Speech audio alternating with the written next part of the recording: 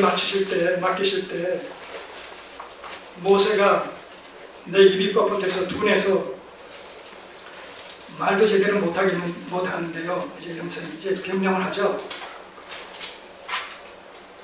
자, 15절. 너는 그에게 말하고, 그럴 때 주님께서 그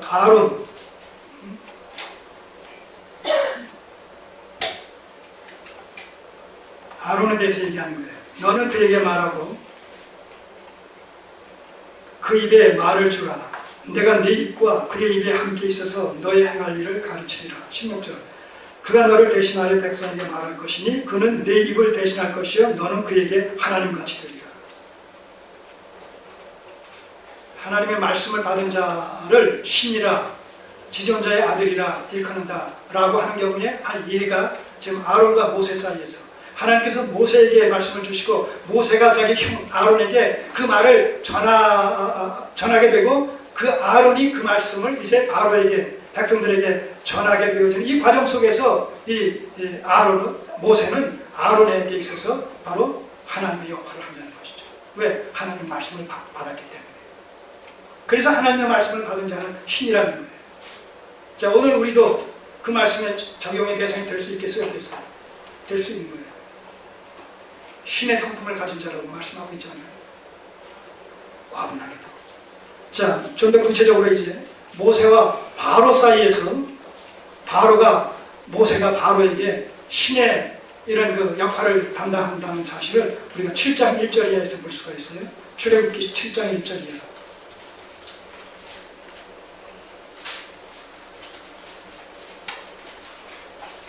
여호와께서 모세에게 이르시되 볼지어다 내가 너로 바로에게 신이 되게 하였은즉 네 형 아론은 네 대언자가 되리니. 모세가 바로에게 신이 되게 하셨다는 거예요. 왜요? 하나님께서 모세에게 말씀을 주셔서 하나님의 능력을 발휘하게 하시잖아요. 그렇게 하나님의 말씀을 받고 그 말씀을 받아서 하나님의 능력을 대행하는 자가 바로 신이다 이렇게 말씀하시고, 물론 그때 신은 뭐예요? 캐피털 G의 가시 하나님이 아니라 뭐예요? 스몰 가시죠. 예. 그것도 신이다라고 하는 것이 아니라 신과 같은 존재가 된다 그런 의미가. 왜? 하나님의 말씀을 맡은 자이기 때문에, 하나님의 말씀을 전하는 자이기 때문에. 다시 오셔서 이런 맥락 속에서 성경 35절 성경은 패하지 못하노니 하나님의 말씀을 받은 사람을 신이라 하였거늘. 자, 그렇게 성경에 근거해서 이제 해설을 하신 후에 그 다음에 36절 하물며 주님은 어떤 분이에요? 아버지께서 구별하셔서 거룩하게 하셔서 세상에 보내신 자 아닙니까? 자, 그러니까 앞에 이 말씀은 인간을 하나님의 말씀을 받음으로써 신이라고 말씀하셨는가 하면 지금 예수님은 뭐예요?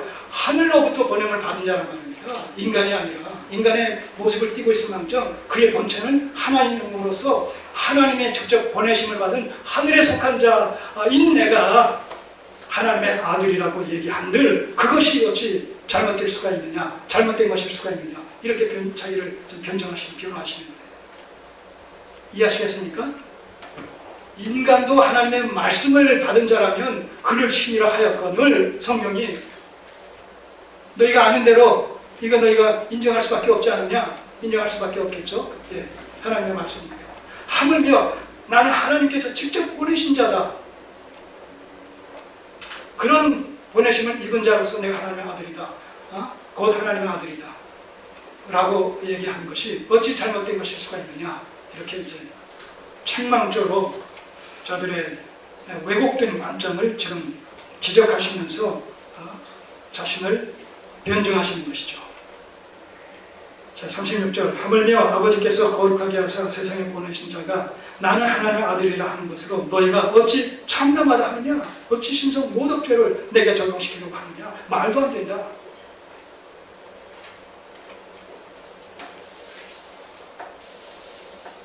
오늘 우리가 예수 그리스도가 누구시냐? 라고 했을 때 4대 성인 중에 한 분이다 라고 얘기한다면 말도 안 됩니다.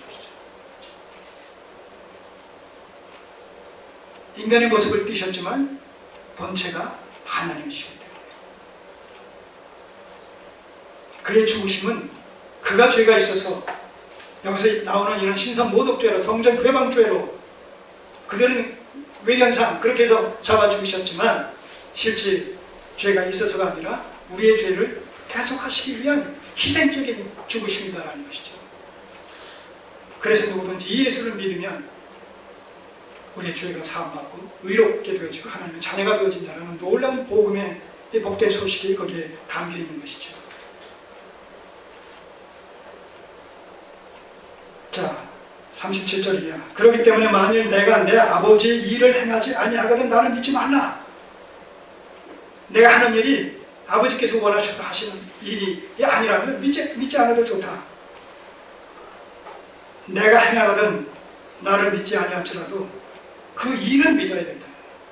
왜냐하면 그 일은 초자연적인 일이기 때문에 인간이 할 수 있는 일이 아니기 때문에 나를 믿지 못하다손 칠지라도 그 일을 믿어야 되지 않겠느냐. 날 때부터 소경된 자 치유됐다. 그것이 인간이 할 수 있느냐. 그런 초자연적인 능력을 하나님께로부터 비롯되어질 수밖에 없지 않느냐. 그럼 그 일 자체를 믿어야 되지 않느냐. 그럼 그 일 자체를 믿는다면 결국 여기서 나를 믿지 않아도 일을 믿어야 된다고 말씀하셨지만 그 일 자체가 하나님께서 하시는 일이라면 나도 그 일을 행한 나도 결국 하나님의 보냄을 받은 자일 수밖에 없지 않겠느냐 하는 얘기를 이제 39절에서 38절에서 말씀하시는 거예요. 그 일은 믿으라 하시면서 중간에 그러면 너희가 아버지께서 내 안에 계시고 내가 아버지 안에 있음을 깨달아 알리라. 그러니까 나를 못 믿어도 그 일을 믿으면 결국 그 일과 나와는 불가분리의 관계성을 맺고 있기 때문에 나를 믿게 된다는 것이죠. 내가 하나님 안에 있고 하나님이 내 안에 계신, 그래서 하나님과 내가 하나가 된 이 예수님의 인격과 이 사역의 관계를 얘기하는 거예요. 지금. 그러니까 안 믿을 수 없다는 얘기죠. 그리스도의 이 표적을 보면 예수 그리스도가 하나님의 보냄을 받은 자다, 하나님의 아들이다, 본질상 하나님과 동등하다 라는 사실을 믿지 않을 수가 없다는 거예요. 왜냐하면 예수님의 인격과 사역은 불가분리의 관계성을 맺고 있기 때문에 인격만 하나님이시고 행하는 것은 하나님의 행하심이 아닐 수 없고 또 행하심만 하나님이 하시는 일인데 인격이 하나님과 무관한 자고 이럴 수 없다는 것이죠. 그래서 명실상부하게 예수 그리스도는 하나님이시다. 예수 그리스도와 하나님은 동일 본체로서 본질상 한 분이시다 라는 사실이 명명백백하다는 것이죠. 자, 결국 누가 패했어요? 누가 패했습니까? 유대인들이 여기서 판정패하는 것이죠. 그 다음 말씀 39절 저희가 다시 예수를 잡고자 하였으나 그 손에서 벗어나 나가십니다. 저들은 판정패했어요. 왜요? 아직 예수께서 십자가에 달려 우리의 죄를 구속하실 때가 점점 다가오고 있지만 아직 결정적인 때가 아니기 때문에 그래서 때가 찰 때 주께서는 마침내 잡히셔서 재판을 받으시고 우리의 죄를 구속하시기 위해서 죄인 아닌 죄인의 몸으로 십자가에 달려 죽으셨습니다만 우리의 죄값만 지불하시고 그분의 본체는 하나님이시기 때문에 다시 살아나셔서 누구든지 주님을 믿는 자마다 죄 없다 하시고 의롭다고 하시는 이 놀라운 복음의 메시지를 우리에게 전해주고 계십니다. 마지막으로 묻습니다. 이 예수 그리스도 유대인들에게는 배척을 받고 신상모독죄와 참남죄로 정죄받은 이 예수 그리스도가 우리에게는, 여러분들 개개인에게는 어떤 분이십니까? 누구십니까? 하나님께서 유일하게 대성물로 보내주신 우리의 구주가 되시며 하나님의 아들 그리스도가 되심을 전인적으로 고백하고 또 승합하십니까? 성경은 그들을 일컬어서 내 양이라고, 그리고 그들에게 영생을 주시겠다고, 아무도 그것을 빼앗을 자가 없다고 보증해 주십니다. 우리 모두가 이 하나님의 구원의 은혜에 참여할 뿐만 아니라 우리의 남은 생을 바로 이러한 자로서의 분명한 정체성을 확립해서 부르심에 합당한 종의 직분을 감당하는 일에 날마다 큰 진보가 있기를 소원합니다. 기도드리겠습니다. 감사합니다. 감사합니다. 우리의 입술을 열어서 우리의 전 인격을 내서 예수 그리스도를 하나님의 아들로 하나님께서 우리에게 주신 유일한 구주요 그리스도를 고백할 수 있도록 우리에게 믿음을 주셔서 감사드립니다. 이 고백이 그치지 않게 하시고 고백에 걸맞는 그리스도인의 삶이 뒷받침될 수 있도록 성령으로 충만케 하옵소서.